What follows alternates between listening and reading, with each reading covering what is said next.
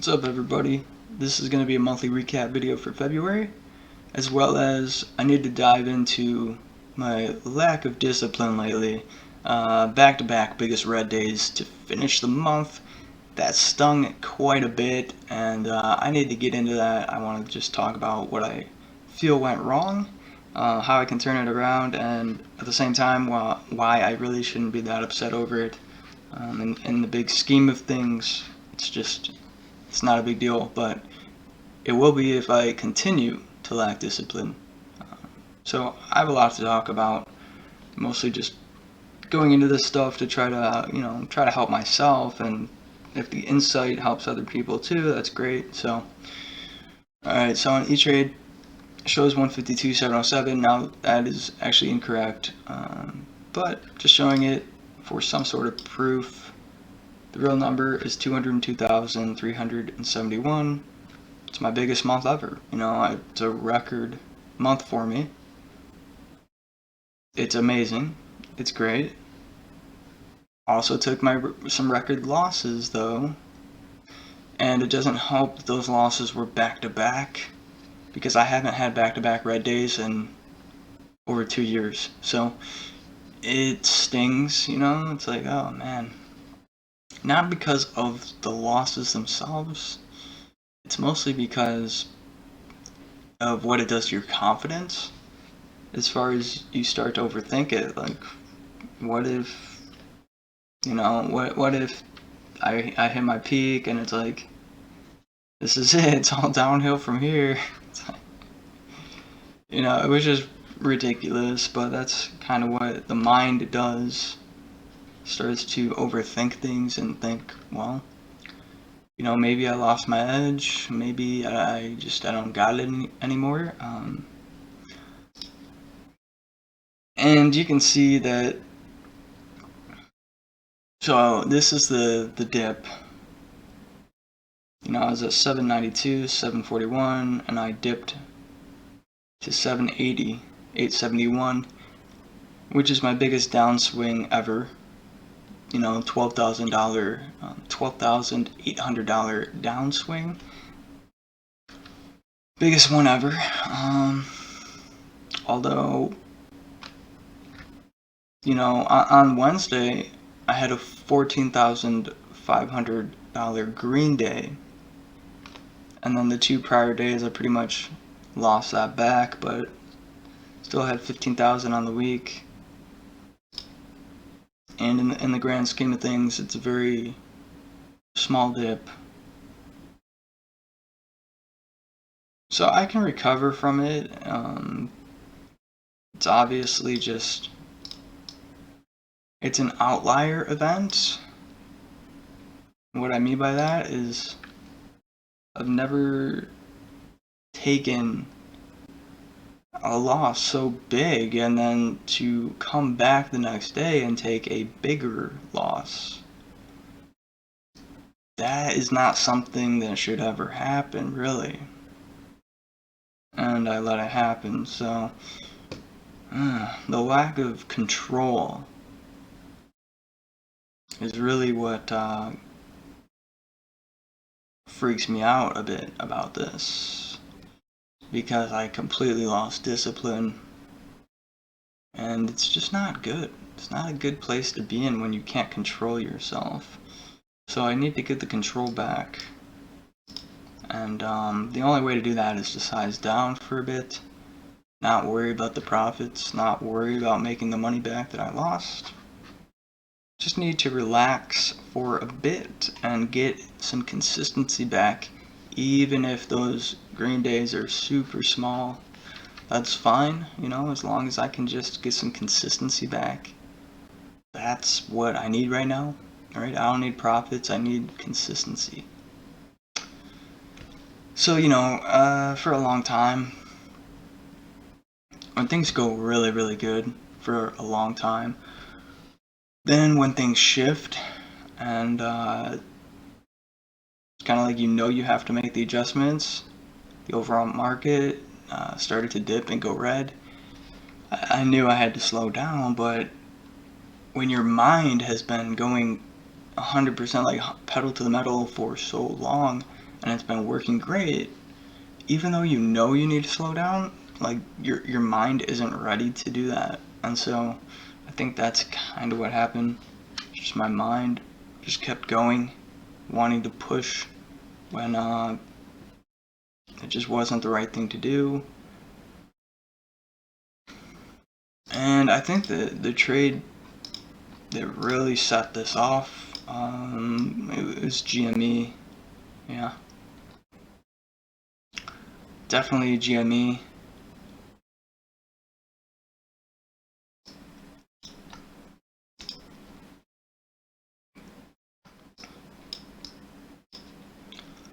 So on this day right here,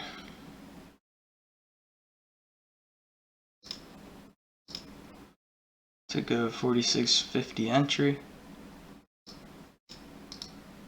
and I got the pop I was looking for.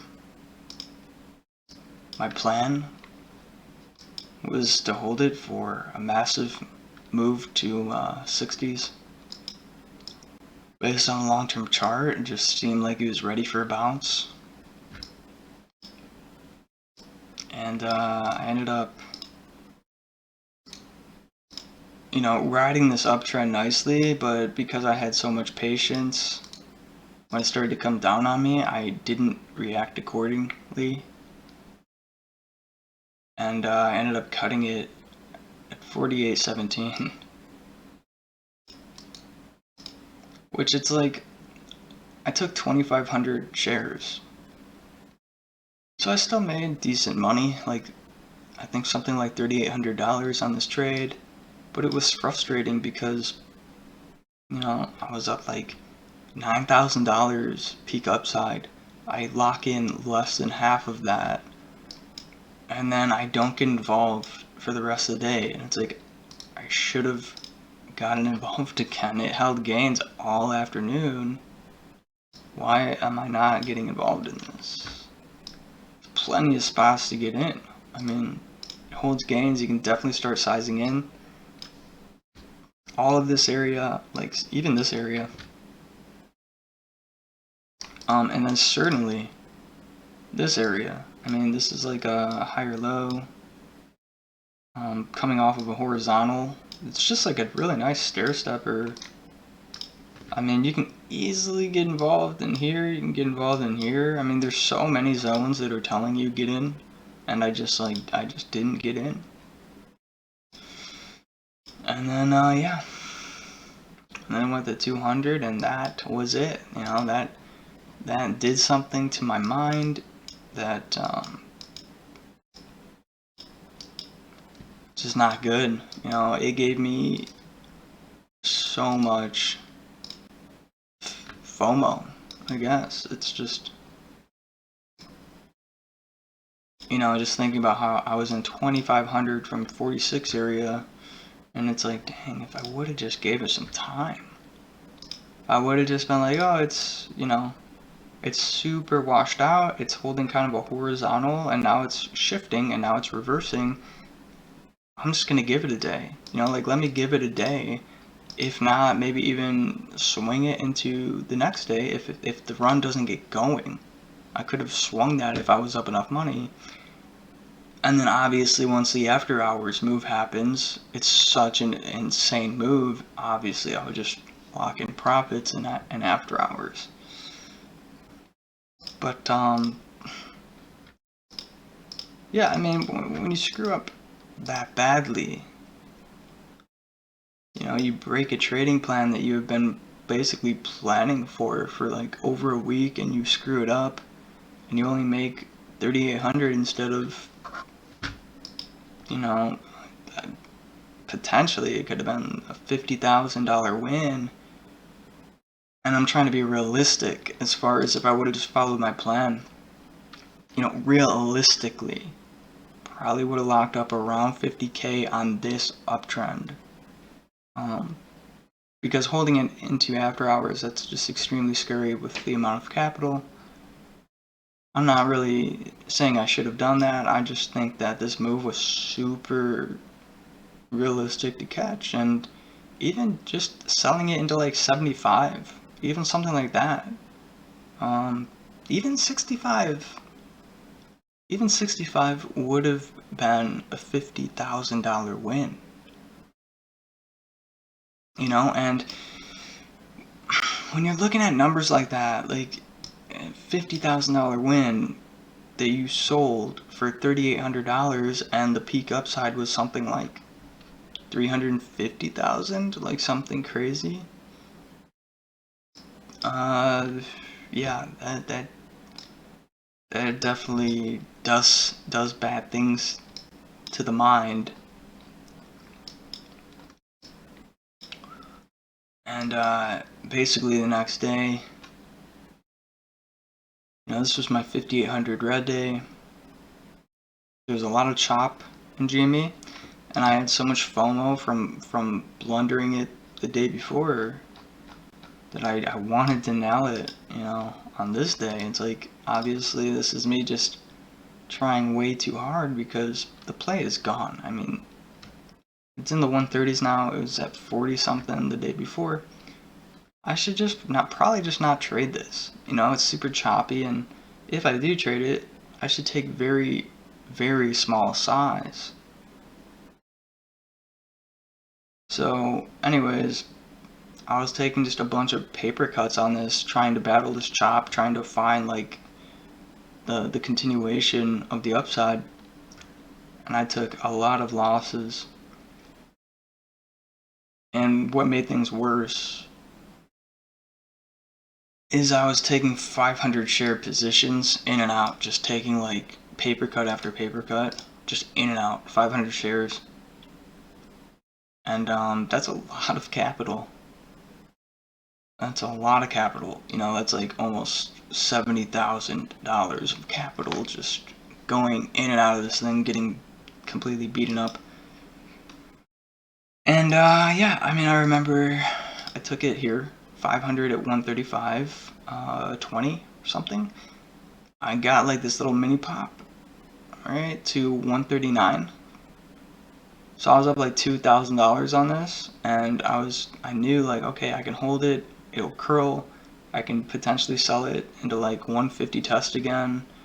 That would be a really, really good win. That'd be like a $7,000 win. It would cover my losses on the day. I was down like, I don't even know, I was down like $3,000 or something at this point. And then because I was heavy in the red and I was taking big size and felt like I was losing discipline. You lose confidence when you're doing dumb things. And so when you lose confidence, you don't really follow your trading plans. And so it's like this endless cycle of just, you're going to take a bunch of paper cuts trying to find the good play. And then once you do find the good play, you're going to mess it up because you're going to overthink it like it's just another crappy spot and you need to get out because you're trading like crap. So when you lack confidence, you just take losses on everything and you never find the good plays. And yeah, so long story short, sold it at 135.5 right here. And then like literally a minute later, the surge for the continuation happened, and it went to 145, and it found that uptrend, to 150, 157, which that's $10,000 of upside right here. So, even though I had a 5800 red day, if I would have just nailed just this one play, either in this area or, this area, you're looking at a break-even day or like a $5,000 green day. So just one trade, if I would have just properly nailed one trade, it would have changed the entire day. And then maybe if I nail that, maybe I would have had the confidence to take this continuation trend and get involved in this area. And maybe because I'm up money, I'm feeling good, maybe I would have held strong and actually nailed this squeeze. And then you're looking at maybe a $5,000 or $10,000 green day, right? So the point is, like, it's not really the factor of it's red overall on the market and none of that really has anything to do with my performance. Like, my performance was bad. I got emotional because I missed GME. I missed the bounce. I misplayed it, and the opportunity cost of misplaying that was $50,000 to $100,000, and that bothered me so much. That was the root cause of these 2 massive red days. It's just me trying to gain those losses back, basically gain the opportunity cost back that I missed. I missed this. I wanted it so badly. I wanted that big career win that I've been going for months and months, and I missed it. And it just, it did something really bad to my head, you know. Yeah, it just really upset me. So that's why my confidence just went goodbye. And if you're trading, you have to be confident. You can't lack confidence, or you just will never nail anything. You'll just take losses on everything if you don't have confidence. So, yeah. I mean, I guess I just point this out as well to just realize that just a couple key spots on a day can change the entire day. So I don't think that my red day was really, it wasn't as bad as it seems, because there was a lot of spots that I was on top of, and I knew they were good spots, but I just, because of kind of the bad mindset I was in, I just completely screwed it up. So, and then on Friday, kind of the same thing. I mean, XTNT was hot, and it had really good filing, and so it was super hot, and I missed this morning move, but I kind of knew it would be the play of the day, like the most action, and there was just like plenty of nice kind of entry zones I could have taken. I did play it a couple times and did make some good money on it, but still, like, I wanted a home run play. I wanted something big, because again, just missing GME screwed me up quite a bit. And GME on Friday, actually a lot of good plays on this. In this area, I was looking for the continuation. So it has this reversal bounce, and then it's holding a range, and I figured it could definitely break out of the range and then continue the bounce for some more upside. It's kind of like a mini squeeze or something, or just whatever it is. I knew it could happen, and I took a bunch of paper cuts in this area. I nailed this entry, and then it reversed on me, and I took just another loss, like $1,000 loss on this. Again, I was taking 500 share positions. It bottomed out, recovered the range, and I knew, like, okay, it could do it. This could be really cool. I get involved in this area, comes down on me again, I take another paper cut. It's like, I was just playing it so bad, you know. I should have taken a dip entry and then risked the range. Or if I did get involved in this area, I should have just accepted the fact that I'm going to have to risk the break of the range. Like, I should have taken smaller size with a wider risk to let the play really play out. Or I should have just been more precise. Bought in on a dip, and then just said, okay, I'm going to risk a more important range area. Anyways, after that small paper cut, like 3 minutes later, it held and then started reversing, and I froze on it, and then it exploded how I wanted, for like $25 a share. So if I would have nailed that, that would have changed my whole day. You know, I wouldn't have had a red day. If I would have just nailed the play that I was camping, that would have changed my whole day. One play can change a whole day, and that was it. And it just sucks because I took like $3,000 of losses on this, trying to find the spot. And again, it's just like very emotional trading, not thinking logically about like the risk I have to take, the entries I should be taking, the size I should be taking. Yeah, so I was just trying to push it too hard. So I didn't nail the plays I needed to nail. And when all you do is take red trades all day and you don't nail any good green trades, you're gonna have a large red day, especially when you're taking the size that I was taking. And yeah, especially with my strategy, it's really important that you find the big green trade. If you don't find it, you're going to have a rough day.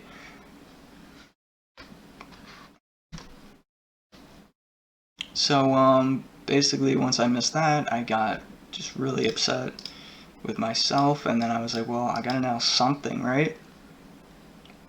So then you look at XTNT, went from $2 to $6.50, so at the peak upside it was up over 300%. If you know anything about percentages, you shouldn't push your luck when something gets too overextended, right? Well, I wanted to push it, so I saw this development, kind of this structure. I knew it was near kind of this range test, this overall range, and so I was thinking if I can just buy it in here, size into this curl, I could get the push, it'll test this range, it'll break out of the range, I'll get a move to 7, it'll be great, it'll be all good, and certainly it could have. It certainly could have done that. The news was very good. It had held its gains all afternoon. The overall market was red, so a part of me was like, well, what if this is kind of like the outlier that does something unexpected? Maybe shorts are like, oh, this is an easy short, it's up 300%, the market's red overall, this is going to fail. Maybe too many people shorted it, and then maybe you get an unexpected super short squeeze. But that just wasn't the case, and that just didn't work out. So I bought 10,000 shares, 562 average. I got a surge to 620. I could have just put in a sitting limit. If you know, like a part of me knew that this would probably just pop and drop back down. I knew realistically probably wasn't going to pull off the major squeeze, especially on a weak overall market day. But again, I wanted the home run so badly. Missing the home run on GME on that day one bounce. Again, it just comes back to Wednesday. And those feelings from Wednesday are still with me on Friday, and I'm trying to get a home run. So instead of locking up, $6,000 peak upside, I could have locked up anything. $3,000, $4,000, $5,000, $6,000. I could have locked it up, and I didn't. And then what happens is this really nasty reversal candle comes in as this kind of range test gets rejected. And, once that happens, I'm not going to stick around, so I panic dump. Which, I mean, it's not really a panic dump. I'm cutting my losses on a clear, rejection. So I take a $2,000 loss on this. And that was kind of like, that was it, That was my day. So that's why I just took a bunch of paper cuts on GME. Didn't find the big play. Didn't focus on XTNT as much as I should have. I played a lot of slow stocks on this day instead of just focusing on the best, which was a mistake. Nailed it a couple times and then basically lost all my profits back on the ticker because I pushed I pushed in a spot that I shouldn't have pushed. It's just like, it's a nice area for a scalp, but I got comfortable and wanted to go for a home run in a spot that I could have basically just had a break-even day, and instead, I don't lock it up and take a $7,000 red day. So I guess the point I'm trying to make is I took a lot of dumb losses on just slow things that I shouldn't have even been trading. And then in big spots where I could have made my money back, I either got slightly unlucky, because to be fair, I think this is slightly unlucky. Like, the fact that this didn't explode, I know it was a slow day, but it certainly, at least some percentage of the time, it certainly could have exploded, tested, and broken out to new highs.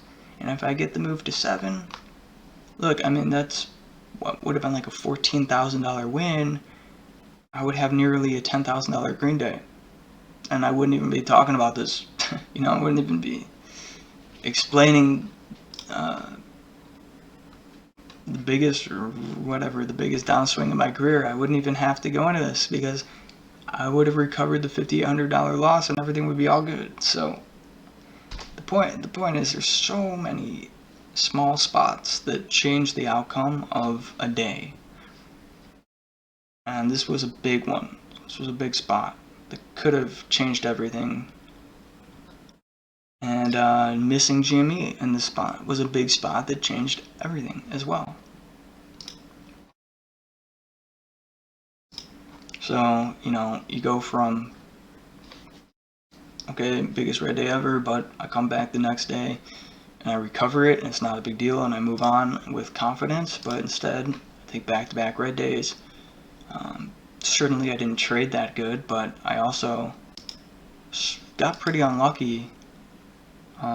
But getting unlucky happens more often when you're also playing bad. When you're playing bad, you're going to get more unlucky. If you're playing good, you're going to get more lucky. Because you're putting yourself in those kind of spots, situations, and trading in ways that will allow you to capitalize on opportunities rather than misplay them, or get yourself into spots like this that are just high risk, high variance. Yeah, high variance can lead to big wins, but it can also lead to big losses, and so yeah, I mean, overall, again, I had the best month of my career. Over $200,000, even with these big red days to finish the month, which it's unfortunate, because it definitely changes my outlook or feel on the month. But the reality is, still my best month ever. Still just an incredible year. I mean, I'm up like $340,000 on the year. It's only been 2 months out of the year. Last year my net was like 440. I've already made 3/4 of my year last year in 2 months. So I'm so ahead of schedule. Everything is it is good. I just need to get back to the basics. Trade to make good trades, not make money. Certainly not to chase losses. Going into next week, I can't chase this downswing. Yeah, I'm down $12,800 consecutively. Feels huge. Sucks, but I can't come into next week looking to recover that $12,800. I need to actually just forget about it. Get back to my basics. Size down. Play the best. Leave the rest. Trade less. But focus on more high quality plays. Yeah, it's just the confidence thing. Like when you go through periods of just everything's going right, and then you enter a period where you just slip up and you slip up hard, your brain forgets like what it's like to struggle,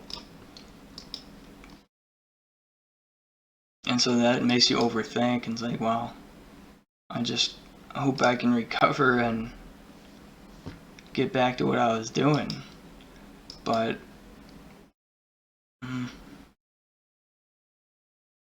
yeah, I mean, there's not much to say. I just need to size down. That's the number one thing that everybody should do once they take a big loss unexpectedly, or they feel like they're trading a bit shaky or lack of confidence. The easiest thing to do to get your confidence back is to size down and focus on consistency in your process. And that way, you'll be able to size up again with some more confidence and actually be able to nail stuff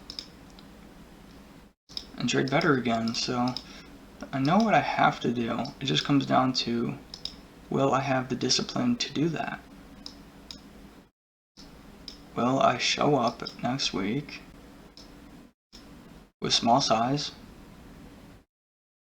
focus on consistency rather than profits?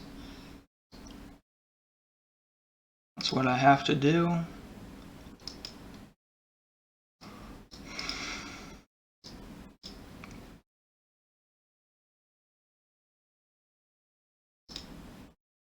Yeah, trading's strange for sure. It's like you just overthink things that aren't that big of a deal. I mean, it's a big deal because I know what chasing losses feels like, and I was chasing losses, an opportunity cost. Okay, from missing this giant move, that's a loss. Like even though I get it, it's an opportunity cost loss. It feels just as bad. Missing this felt just as bad as taking a $20,000 loss or whatever, $50,000 loss felt just as bad. And so that really shakes up the mentality. And I think having a sharp mentality and discipline and focus, being content, right? Just being content and okay.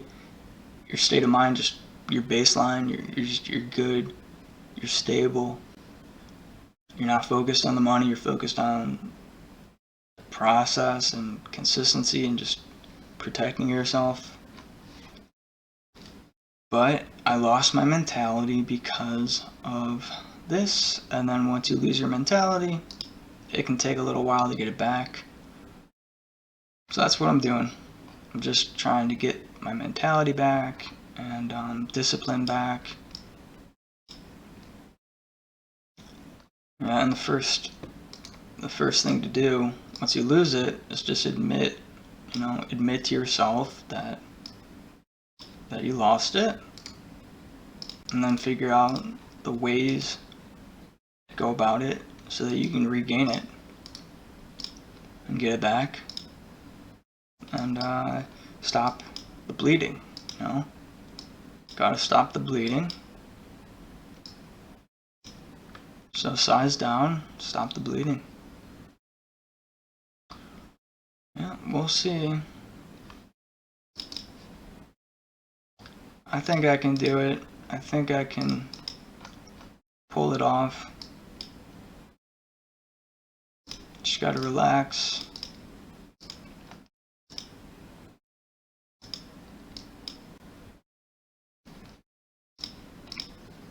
Definitely went through some burnout as well. It's like I put in so much time and effort and planning into trying to nail something like this, and then once it comes and goes and you don't nail it, feel like all your time was like wasted, even though it wasn't. I mean, you learn something, you gain some sort of experience. It helps you in the future, but you know, it's easy to forget that, and it's easy to go on tilt.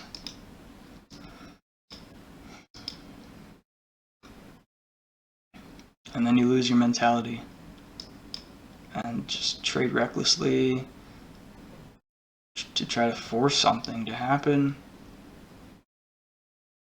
And so then you're trading to make money. You're not trading to make good trades, you're just trading to make money. That's what I was doing.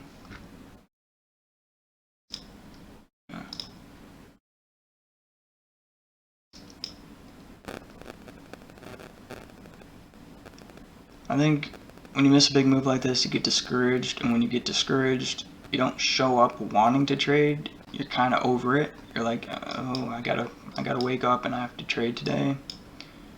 Well, it's like, okay, I don't really want to. It's like I've just put in so much time and energy and trying to catch this, and I missed it. And now there won't be another massive move like this for a long time, and now I gotta try to hit my home run, like whenever something. It's like, it's such a toxic mentality that can overcome you.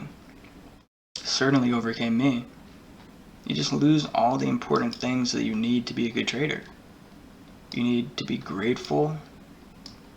You need to have discipline. You need to stay stable. You need to not care, first of all. You need to not care if there's going to be a home run play today or in a month. You can't care about these things.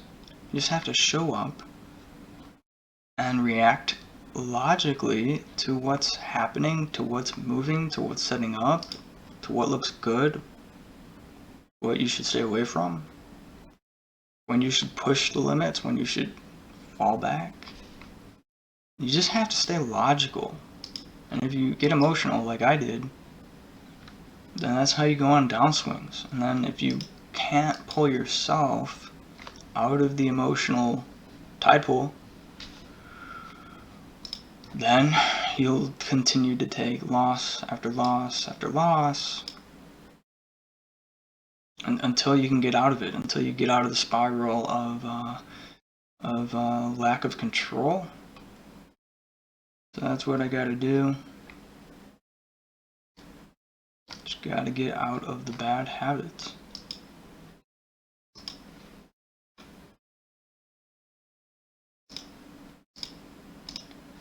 Yeah, so we'll see how this week goes. See if I can get things together.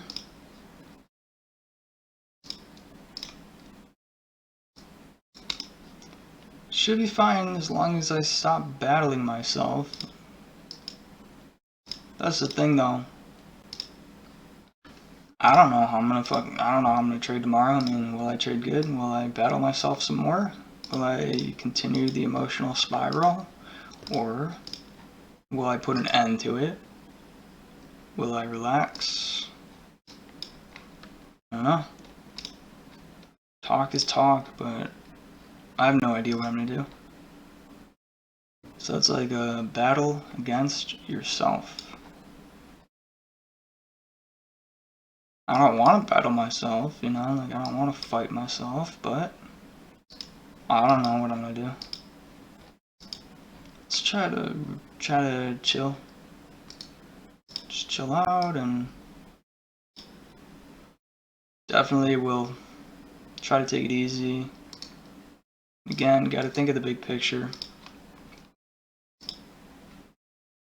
Very white screen. Yeah, I mean, so the big picture is I'm still fine. I'm still having a record year. I'm still just coming off of a record month. Okay, got a dip going on.